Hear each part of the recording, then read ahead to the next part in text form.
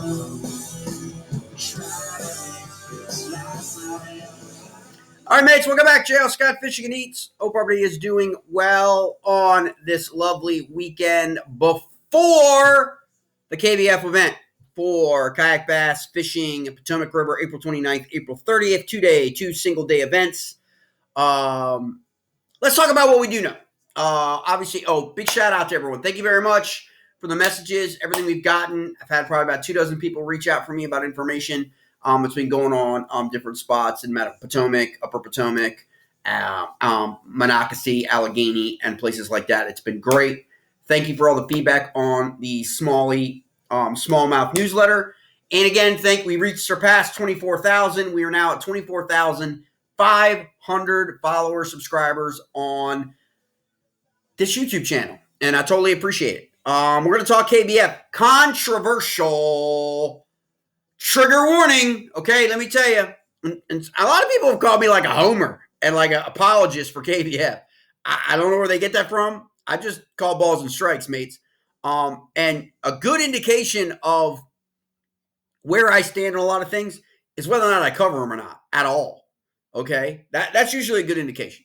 But in this regard, it's the only it's the only national event of any consequence regarding kayak bass fishing that we have in the region, the sub-region.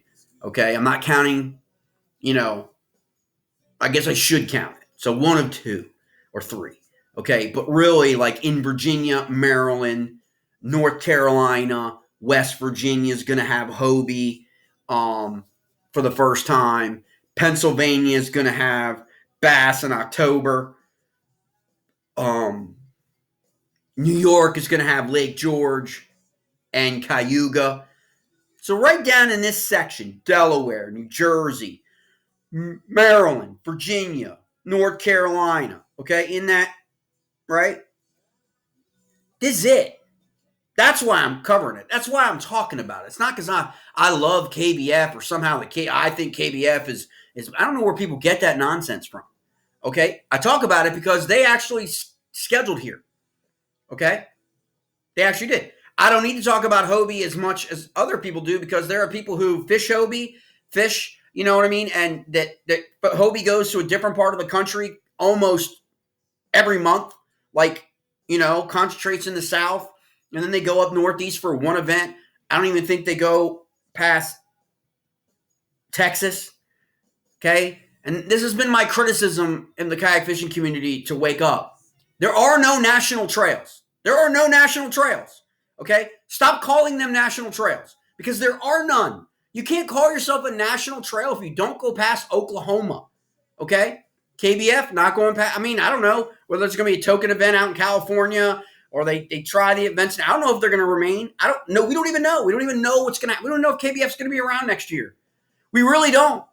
Based on all the things that are happening right now, right? Hobie doesn't go out west, okay? Doesn't do any in the north, really, other than lacrosse, going to the same place, which is great fishery. Don't get me wrong. I'm not trying to hate on anyone. I'm just saying we need to be honest. If you don't go past New York, that's, okay?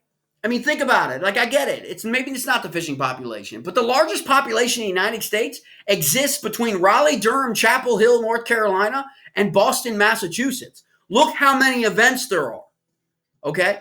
If you were just looking at a population. Now, target demographics, totally different story. I get it. Totally get it. Why all boating events and kayak fishing events concentrate on different bodies, that part of the country because fishing is a huge, part of the demographic. Totally get it. I also totally get that the kayak fishing community needs to stop following the boating community. Look at where they're scheduling all these events. Just right now. Just say, right now going on until the weekend. Lake Murray, right? Bassmaster Elite Series, Lake Murray. Bassmaster Elite Series next event, Santee Cooper. Sound familiar? Like all these events, right, are the same fisheries. And that's the knock that boaters, groups and boaters always have against kayak anglers. And that's where the knock comes from. The whole knock about the joke about, what's the most common things that boaters say to you, right? Say to kayakers, right? Why don't you just buy a boat? Why don't you just get a boat, right? All these things, it's like stereotypical, social, cultural, all that kind of stuff. It all stems from the fact that the boater community sees the kayak community as just mirroring them and doing everything because they want to be them, right? So the boater community, those guys, their chip on their shoulder is they look at guys in the small little, polyethylene, all that stuff, little boats, as wanting to be them. Okay? Otherwise, why would they schedule events all at the same places where they have events? Why doesn't kayak fishing community go in a different direction? Why doesn't the kayak fishing community stop with the nonsense of scheduling kayak fishing events on major freaking big water lakes like Champlain and Erie and Grand Lake and this stuff? Why? Why? Do they actually think that? What is it? Is it because KBF thinks that if they schedule on lakes like that, Erie, which was canceled, St. Clair canceled, Erie in the past, Grand Lake, Chickamauga, Gunnersville, these big lakes, right?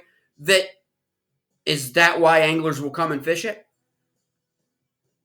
Because what the boaters are saying is true? I don't know. Just as many friends that have boats, big boy boats, and just as many friends of mine have kayaks, and a lot of them have both. Okay? Some of us are bipolar like that, and we fish out of both.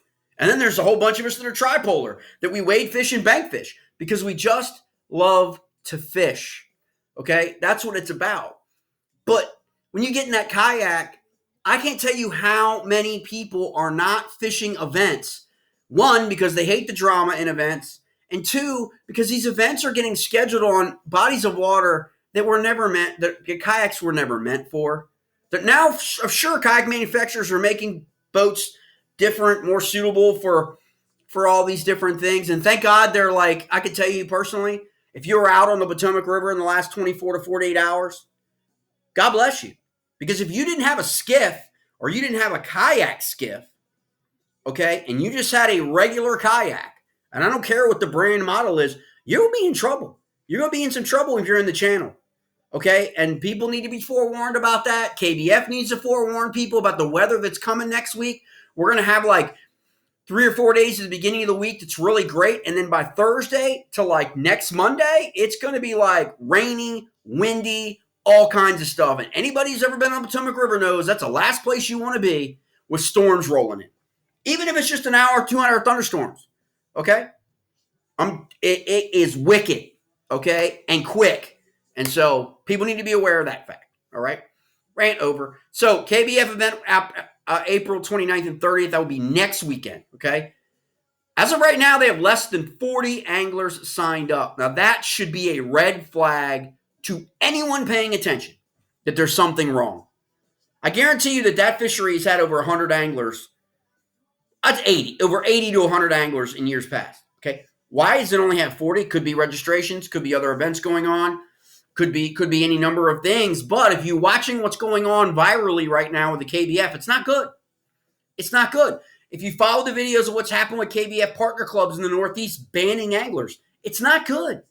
It's not good, right? And now you have KBF partner clubs, members, not even fishing a KBF event and posting on social media that they're not going to fish the KBF event. They're never going to fish KBF again, but they're a member of a KBF ambassador partner club, which makes absolutely shit for sense. It does. And so people got to wake up like, okay, what's the responsibility here? Like, you're affiliated, clubs are affiliated with KBF for a reason. Maybe they'll not. Maybe they won't be next year. Maybe they'll go away. Maybe KBF needs to pull the reins back a little bit and remove its affiliation from some of these clubs around the country that are actually doing things to actually undermine KBF. Now, I know no one's talking about this. No one, who cares? Okay, if people are talking about it, they're talking about the macro issues of payouts, and they're talking about the financial stuff and the lack of transparency and all that for KBF. Okay, I totally get that. All right. But do not the clubs have a responsibility as well to not take, How many partner clubs now are having monthlies that never had an online monthly before? Doesn't that directly compete with KBF's Challenge Series? Like, totally get it. But there is a subtle shift, some would say maybe seismic, happening right now. And people aren't talking about it, but it's happening. All of a sudden, there's a lot of online monthlies for local clubs popping up. Some of them are partners with KBF. They're ambassador clubs. That's a direct competition to KBF's monthly. Okay. Now, when non-KBF clubs do it, people didn't pay. I guess I didn't pay attention to it. I was like, okay, maybe they're doing it because they're not KBF affiliated and they're not can't send any of their anglers to the Ambassador National Championships and all that. I don't know what to tell you. But now you got KBF clubs doing it. And so what's going to happen in the KBF Challenge Series? And what if they're charging half as much? Right? Right? Okay, I'm just saying, like, it doesn't make any sense. It doesn't seem like there's any seamless cohesion that exists right now. And there's a lot of controversy out there, a lot of stuff. And in all fairness, I'm on the outside of it, okay? Because I don't want to get involved. Like, I've not talked to Chad Hoover in a month and a half. And because, it's like, because I kind of like, you know what? It's all going to work out or it's not. Like, there's nothing, you know what I'm saying? You can't run. You can only run and you can only be like, only come out so many times and try to explain to people who don't understand the business sense of any of this stuff. It's just, I can't. I've tried to explain it to people about how counties work, and when counties cut checks. Everybody seems to think, I don't think, personally, I agree with people. I don't think that we should be having events if there's not an escrow account that has the payouts in it. Nobody listens. The anglers aren't listening in the kayak fishing community because they're still registering for an event, right? Like it's a whistle, man. People have been blowing the whistle now for a while. And people have gotten on me like, dude, here's another. We've been trying to tell you, Jay. We've been trying to tell you for a year, 2 years. This, okay? And I'm like, taking the information, process the information. But here's a novel thought. Why is there no escrow? Why is there nothing on the tournament chart, the tournament event page that says an event is going to be paid out? Okay? On this date. This is the date the event's going to be paid out on. It's 30 days, 45 days, 14 days, whatever the date is. But take the April 29th, April 30th event. We promise to have all people paid out by June 6th, June 8th, okay? Whatever it is, then the angler knows, it's transparent, and there's no bitching, okay? There's no bitching of a guy 2 weeks after an event going all over social media talking about he hasn't gotten paid, or a guy doing a viral video talking about how he still hasn't gotten paid from the national championship. And all this stuff, and no one knows what the hell's going on. And if you read through the thread of everybody, no one seems to know what's going on. No one even thought that the guy should have been gotten paid. Half the people didn't even know that a second place team at the national championship was going to win anything. Why is that? Like all this stuff, it's like been doing it now long enough to know what the potential hurdles are going to be post-event to have all that stuff knocked out. Now, what I do have a problem with is I do have a problem with information not being disseminated. I do have a problem with that because I think it sets anglers in the know. It's like information. You're not allowed to share information, right? You're certainly not allowed to share information on the water, but we know that happened at Lake Murray KBF, okay? We know. We also know that people launched KBF Lake Murray in unauthorized launching areas. We also know there were lines in before the allocated time. Okay, we know this has been happening. We know who's doing it, but a lot of people like Jay. Well, then you got to say something. No, I don't. I'm not registered for that event, mates. Okay, if you are registered in the Potomac event on April 29th, right, and someone in that event has violated a rule, it's cumbersome to you to point that out to Chad Hoover and the tournament director, if it's Chad, or the tournament coordinator, whoever that is for the specific event. That falls on you're in the event. It doesn't fall on anyone outside of the event's responsibility. And I don't even think we can. I don't even think we could lodge a protest. If I saw people fishing on the Potomac River in the last 2 weeks inside the off limits period, who's going to listen to me? They know I know. Like, they know I know. No coincidence if you're at the ramp when I'm at the ramp. Okay? Like, what you doing there? Right? Like, no coincidence. So you registered for the event. That's on you. That's on you. Like, and so, but I'm not registered for that event. Okay? So I'm not a participant in that. So it's not up to me to like file a complaint or to call Chad or whatever. It's up to you, the actual participants in events, to begin to point these things out, to weed out this kind of nonsense that we know and it's gone all over groups and pages and everything, and insinuations and accusations and all that for other KBF events. It just ruins KBF's brand, but that's on KBF to clean house and manage. And if those people are involved with KBF, I mean, in some capacity, I don't know how many KBF employees, where they work, whether they are ambassador club members, or they're a member of KBF, or they're a partner, or they run their own trail series, or whatever, that has some kind of affiliation with KBF, they should be gone. They should be thrown out, gone. That's when a ban should happen. Like, not a ban like, in a sense that whatever, but like you can't use our brand. Like, you need to remove all your stuff. You're no longer affiliated. Your trail, your series, whatever, you're no longer affiliated with us. That makes sense to me. Okay? If people are continually tarnishing your brand, that's just simple business 101. So, I mean, that's how I feel about it. But this dissemination of information, how many of you, I did it on my Facebook page a couple days ago, and I couldn't believe how many responses I got from people. And a lot of these people aren't even registered for the event, but it was more like, thanks, bro. Like, I had no idea, right? And so when you're looking at this event, to my knowledge, at the time of this video, they have not published the ramps. That was what was talked about early in the season, about what authorized ramps you could launch from. Okay? There's a lot. Look at this image, mates. Look at all these ramps on the Potomac. There's a ton. There's also a ton not listed. Okay? And it's supposed to be public ramps. But then people have this thing about like, okay, well, what's a public ramp? There's always this like weird like mix of, okay, and here's a prime example. If you go into on the Virginia side,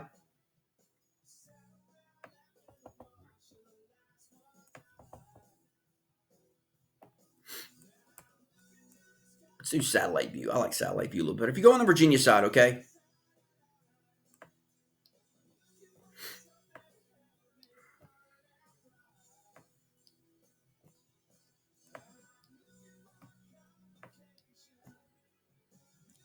you got Aquia Landing as basically the HQ for Home Depot. Okay, Home Depot for KBF. Sorry, I just got back from Home Depot. That's why it's on my mind. All right, so we're pulling this up. That's Nanjaboy Creek. Down there's the end. 301 Bridge to Woodrow Wilson Bridge, and then you've got up here. Okay, on the Virginia side, you've got the town of Quantico. Okay, that's a town. It's a public place. It's not the base. Okay. But you got to go through the base to get to the town. Okay? 500 people or so, 500, 600 people live in Quantico, by the way. Okay? There's a lot of government stuff in Quantico, from DEA, FBI, Marine Corps, you name it. DIA, you name it. Anyone who's ever affiliated or worked with the government, you know what I'm talking about. Okay? You've been a contractor with the government, you know what I'm talking about. All right? There is the boat ramp at Hospital Point. Anyone can launch from that ramp. It is a public ramp. It is right there. It is a public ramp. Now, do you have to have a fishing permit? Yes. On top of your Virginia or Maryland title? Yes. Because it's part of the Marine Corps base Quantico. So you get a separate license that you can buy. Anyone can buy that is allowed to have access to the Marine Corps base. Now, who's not allowed to have access to the Marine Corps base?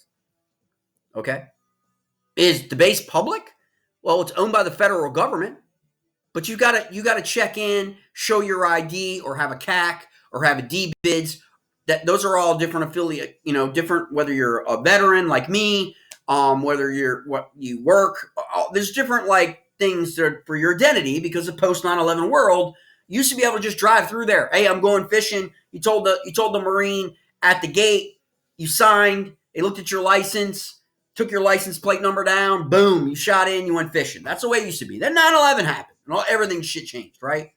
Okay, so now you've got to have a special ID, okay, which anyone can get unless they deem you not to be authorized to fish out of Quantico. That to me does not make it non-public, mates. Okay, the reason why you would not be allowed to come onto the Marine Corps base is if you've committed a violent, felonious crime or you've been in jail, okay? You don't have gun rights. You don't have voting rights, okay? You've committed a felony in which you've gone to court, been arrested, and been convicted of, okay? Sorry that you're shit out of luck, that you can't launch out of that ramp because some dumb, stupid shit you did, okay? How does that affect me or anybody else who would like to launch and fish in Quantico Creek as opposed to launching all the way upriver at Leesylvania or the canoe launch? If you don't have a motor on your kayak, you're going to paddle the 3 miles? You're going to paddle that out? You're going to waste all your time paddling? You should be able to launch from Hospital Boat Ramp. Nobody, no word of it. Probably, I don't know what the list is. I don't know. But people all over these groups talk about you're not allowed to launch there. It's not public. It is public. It is a public ramp. Okay?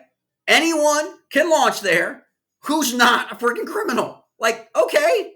Like, not everybody else's fault because you entered a KBF event and you're a felon. Like, it's okay. We all make mistakes.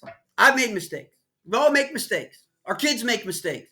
You make mistakes, but you pay the consequences for that. And some of the consequences for that are you may not be able to launch at that ramp for a KBF event. Woe is you. You can still launch from 12 other ramps. But we shouldn't be keeping other people from being able to launch from that ramp because they've been law-abiding citizens their whole lives and they want to fish in Quantico Creek. Quantico Creek is not off limits. It's never been off limits to any event I've ever heard of, even boating events, okay? We fish all around Possum Point all the time, okay, and up in there, all right? So, again, there are tons of stuff in these groups because no one's addressing these things. No one is like qualifying with transparency. Yes, you can launch at that ramp, but there's some other hoops you're going to have to jump through personally because to get to that ramp that's public in Quantico, you have to go through a federal installation in which you have to be able to be authorized to do that. Okay, and plus you get your fishing license. Because the Marine Corps base Quantico has a ton of great little fisheries in it that most people aren't aware of. Great little reservoirs, great little trout ponds that get stocked, the Quantico Creek, the Chop, okay? Now, you can't get in the Chop via boat, okay? Which is why kayak fishing events, okay, doesn't matter who they are, for Chop, make that off limits. Are you allowed to fish in the Chop as a citizen? Yes.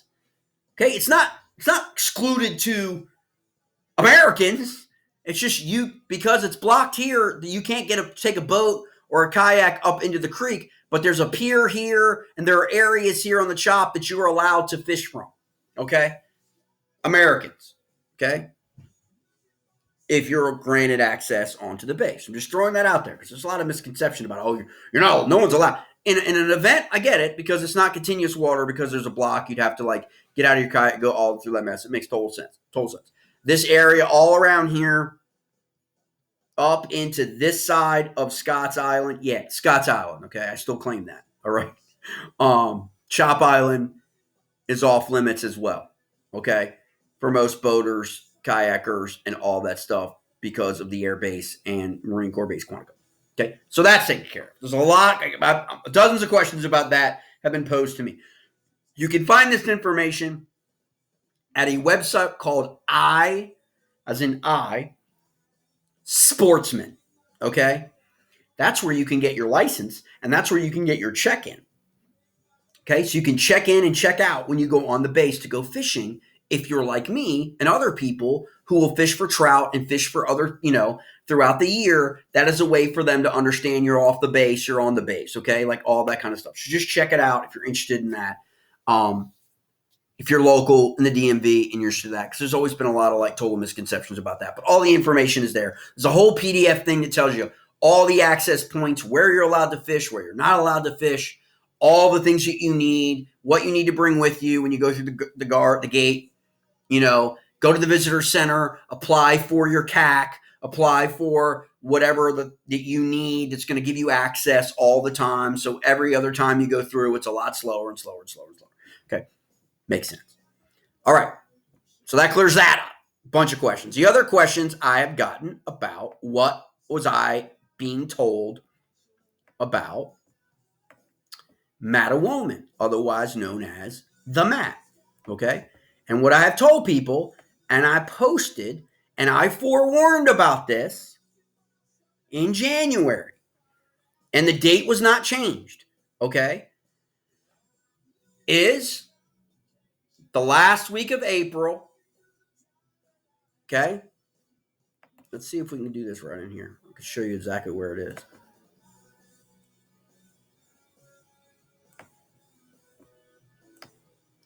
Smallwood State Park headquarters right here. Most people, most angling events, bass, MLF, you name it, going out on the Potomac River in major boating events are going to launch at the marina at Smallwood State Park.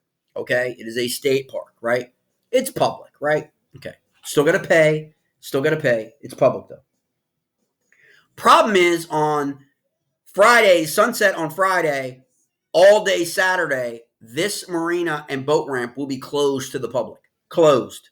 No exceptions. No boats, no kayaks, no nothing. Okay, why? Because the annual event for the General Smallwood Triathlon is taking place, where there will be swimmers all in the water, in the mat, competing in the event of the triathlon. That ramp will be closed. Most people still are not aware of that fact. As of last night, I had 3 people tell me they have not seen it on the local trail series page, and they have not seen it on anywhere on KBF. KBF members only, KBF group fishing, their fishing group on Facebook, or a statement from KBF eliminating that marina from consideration. That's the largest marina on the Maryland side in volume for bass fishing mates. That's probably something that most people want to know. And that's the stuff I take issue with, because the Potomac is an immense fishery, and with the weather, people need to be able to be thinking about these things now. Plan A, plan B, because if you're going to be out on the water, there are places you do not want to be. Okay, most people will be sticking to the creeks. But now with Smallwood, if you remove this marina, you only have Slavins, and it is a very, very, very small, okay, ramp. Okay, now I don't know how many people are finally going to register for the event. But if you remove Sweden Point, okay, if you remove on a Saturday, if you remove that ramp, you're also going to have local. You're also going to have the normal people fishing during spawn in the mat, okay? And they're going to be launching out of that ramp, which is a very, very small ramp, okay? And I know what people are thinking, oh, well, Jay, there's another one. Yeah, but the gates are going to be closed for that one and locked up, okay? I have that on considerable authority. Let's just say that the conservancy that's back here in the back of the creek, Mason Springs, if you know that, if you've gone out of that before, it's all the way tucked back in the back ends in skinny water. That gate trail is going to be locked. Okay? Because they are aware of problems they've had in the past with people during these scheduled events at the state park in which their ramp is closed. Obviously, you're not taking a boat out of that, but you're kayakers, canoes, and all that kind of stuff. So, again, roll the dice, okay? Roll the dice on whether or not you want to try that, but word is it's going to be locked. So, you only have one option on the mat for Saturday. Now, Sunday, the ramp should be open from what the state has informed me, okay? So, the ramp should be back open for Sunday morning. So just keep that in mind if you're considering fishing in the Mattawoman on Saturday, April 29th, mates. All right, I'll see you on the other side.